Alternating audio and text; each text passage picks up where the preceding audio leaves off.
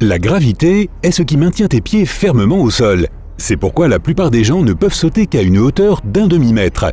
Mais que se passerait-il si nous devions vivre sur une autre planète, disons Vénus ou Saturne? Découvre ici les difficultés que nous rencontrerions. Nous allons d'abord aller voir du côté de Mercure, car elle est la plus proche du Soleil. La gravité sur cette planète est inférieure à la moitié de celle de la Terre. Tu pourras donc sauter à environ 1,2 mètre de hauteur. Enfin, si tu peux supporter les températures. Du côté ensoleillé, la chaleur atteint 427 degrés Celsius. C'est un peu comme si tu étais enfoncé jusqu'au cou dans la lave rouge sombre des pentes d'un volcan. Eh oui! Et la nuit ne t'apportera pas un grand répit. L'air brûlant se refroidit rapidement, tombant à moins 173 degrés Celsius. Il faudra aussi que tu sois patient, car une journée sur Mercure dure 176 jours terrestres. Sautons donc de cet endroit inhospitalier vers Vénus, qui est encore moins accueillante. Tu pourrais voir la Terre de cette planète s'il n'y avait pas cette masse tourbillonnante de nuages au-dessus. Ils sont à l'origine d'un monstrueux effet de serre, ainsi que d'une immense pression atmosphérique. Si tu essayais de sauter, tu ne dépasserais pas les 0,6 mètres de haut, car la masse et la taille de la Terre et de Vénus sont presque similaires, Vénus étant un peu plus petite. Malgré les températures constantes d'une fournaise ardente, la pluie ici ne te serait d'aucun secours. Les nuages là-haut sont faits d'acide sulfurique. Nous allons maintenant sauter notre planète natale pour nous diriger vers son satellite, la Lune, comme tu l'auras deviné. Ici, la gravité est inférieure à 1/5 de celle de la Terre. Donc si tu sautes, tu t'élèveras de presque 2,70 m dans les airs et tu ne retomberas sur le sol qu'au bout de quelques secondes. Il est difficile de croire que ce morceau de roche spatiale désert provoque des marées sur la Terre. Et si tu restes sur la Lune suffisamment longtemps, disons quelques millions d'années, tu verras qu'elle s'éloigne progressivement de notre planète. Notre prochaine destination est Mars, la planète rouge. Ici, un saut vertical te porterait à environ 1,20 m dans les airs. S'il y avait de l'air, bien sûr. Mars a une atmosphère, mais elle est beaucoup plus ténue que sur la Terre. Si tu restes ici jusqu'au soir, tu pourras t'émerveiller devant un magnifique coucher de soleil bleu. Et tu verras probablement une montagne, le mont Olympe, le plus haut du système solaire. Il fait presque 3 fois la hauteur de l'Everest. Et c'est aussi un volcan d'ailleurs.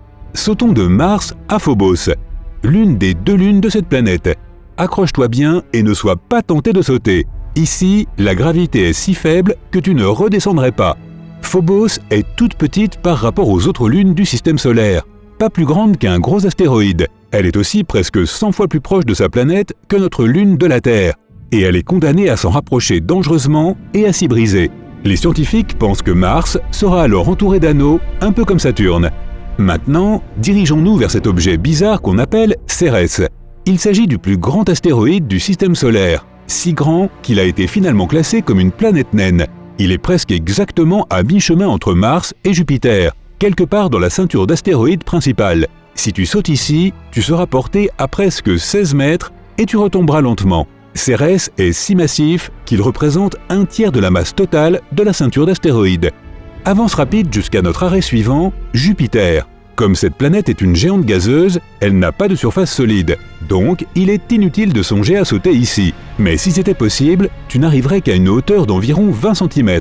Jupiter est 10 fois plus grande que la Terre et 300 fois plus massive, sa gravité est donc énorme. Sa surface est également en proie à une tempête perpétuelle qui fait rage depuis au moins 4 siècles. Bien qu'elle perde de l'ampleur avec le temps, elle pourrait à l'heure actuelle engloutir notre planète entière.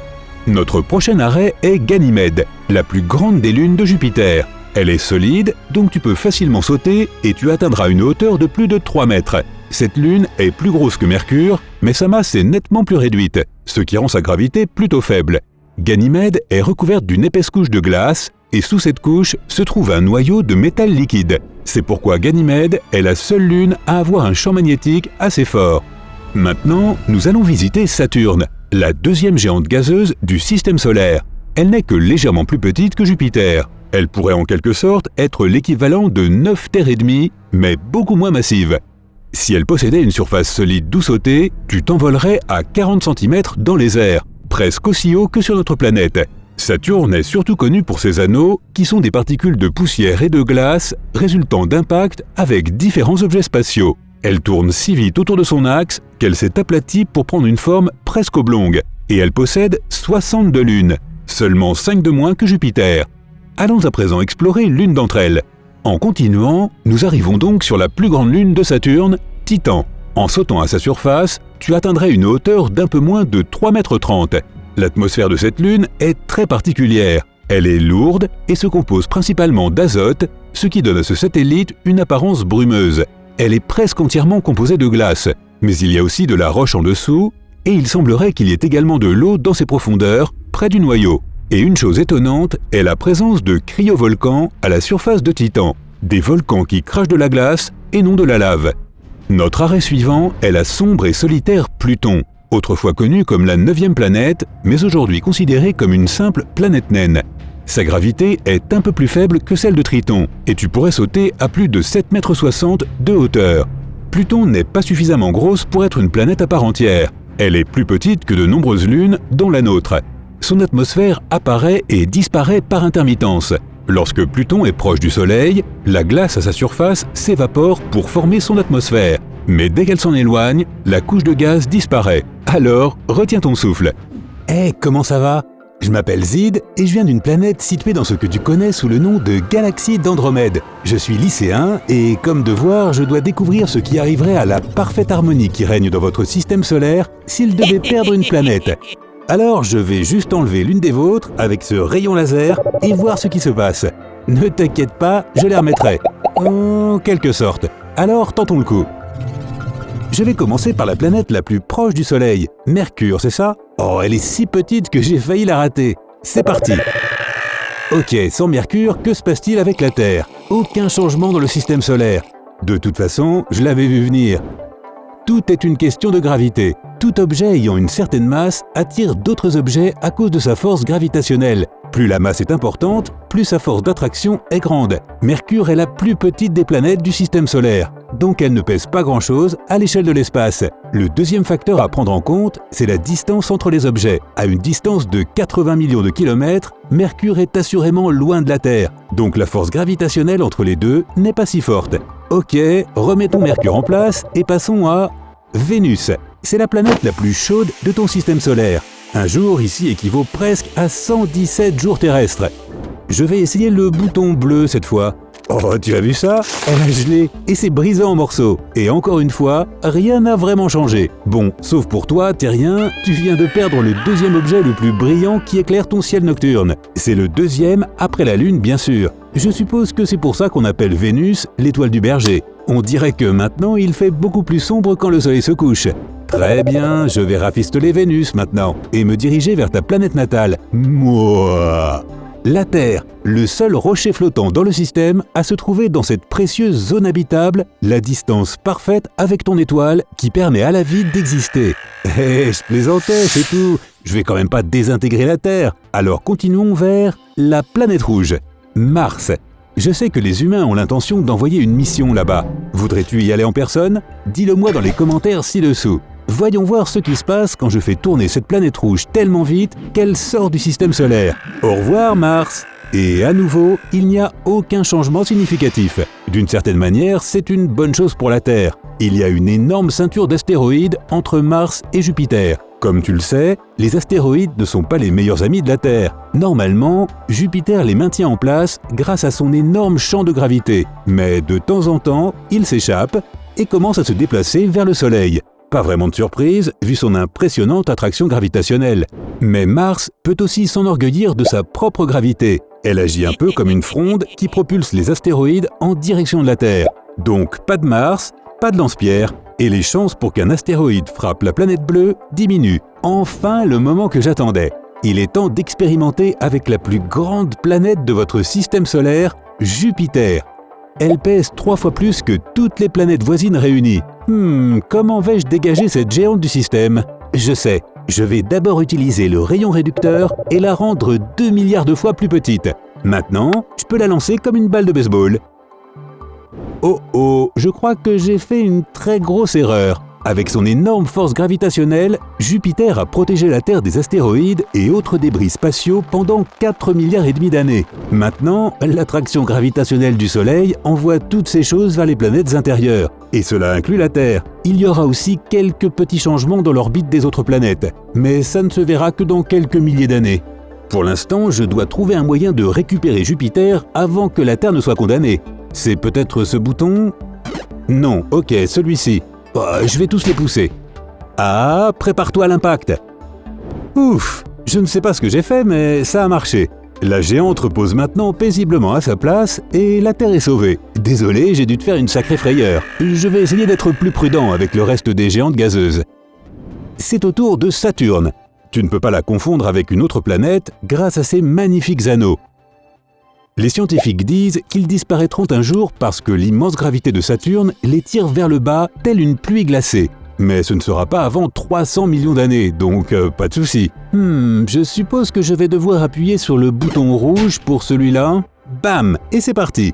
Une planète aussi massive, c'est la deuxième plus grande du système solaire, ne peut pas disparaître sans qu'il y ait des conséquences. Regarde Jupiter et Uranus, leurs orbites ont légèrement changé. À part ça, je ne vois aucun changement sur les autres planètes. Saturne est trop loin pour avoir une influence sur eux. C'est très bien. Je ne voudrais pas avoir un autre incident comme celui que j'ai eu quand j'ai enlevé Jupiter. Uranus est aussi très grande. C'est la troisième plus grande planète du système solaire. Je vais essayer ce lasso spatial super puissant pour l'enlever du chemin. Je l'ai. Maintenant, je vais la jeter en dehors du système. Et rien pour l'instant. On dirait que c'est la même histoire qu'avec Saturne. Uranus est tellement éloigné des 4 planètes intérieures que sa disparition n'a aucun effet sur eux. Mais je vois que ce n'est pas la même chose pour les planètes extérieures. Hélas, nous sommes arrivés à la dernière planète, à moins que tu ne sois un ardent supporter de Pluton. Mais je vais suivre l'avis de la NASA et l'exclure de l'expérience d'aujourd'hui. Bref, c'est au tour de Neptune. Au-delà, tu as la ceinture de Kuiper.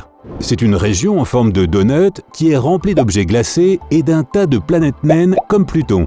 Neptune est si près de la limite extérieure du système solaire que je vais la dégager. Waouh, regarde la ceinture de Kuiper, elle devient folle.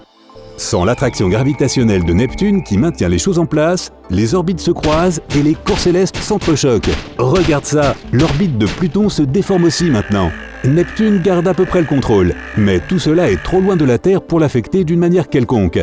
Je ne voudrais pas qu'il arrive quelque chose à la petite Pluton, alors remettons la 8e planète de nouveau à sa place. Mais je ne suis pas encore prêt à finir mon expérience. Je dois trouver quelque chose qui affecterait vraiment la vie sur Terre. La réponse évidente vient du Soleil, mais le désordre et le chaos qui découleraient de sa disparition seraient trop énormes et irréversibles, alors je vais le laisser là où il est. Et la Lune alors? J'ai toujours rêvé de la transformer en gruyère et d'en croquer un bout. Voici le moment. Miam! Oh mon Dieu, qu'est-il arrivé à l'axe de la Terre? Il s'est incliné encore plus qu'avant. Le climat est devenu complètement fou, il n'y a plus de saison et de nouvelles périodes glaciaires sont en route. Les marées sont devenues beaucoup plus basses qu'elles ne l'étaient auparavant, et il me semble que la planète commence à tourner plus vite. Oui, la journée ne dure plus que 6 à 12 heures, parce qu'il n'y a plus de traction de la Lune pour ralentir la rotation de la Terre. Il n'y a plus d'éclipse lunaire ou solaire à observer. Et les nuits sont très sombres, on n'y voit plus que des milliards d'étoiles et Vénus, qui ensemble sont bien moins lumineux que la Lune, qui illumine le ciel. Rien de tout cela ne semble bon pour la vie sur Terre, alors je vais retransformer ta Lune et la remettre où elle était. De toutes les planètes du système solaire, seule la disparition de Jupiter poserait un problème pour la Terre. Donc je suppose que c'est vrai qu'on dit « le système solaire possède vraiment un équilibre délicat et harmonieux ».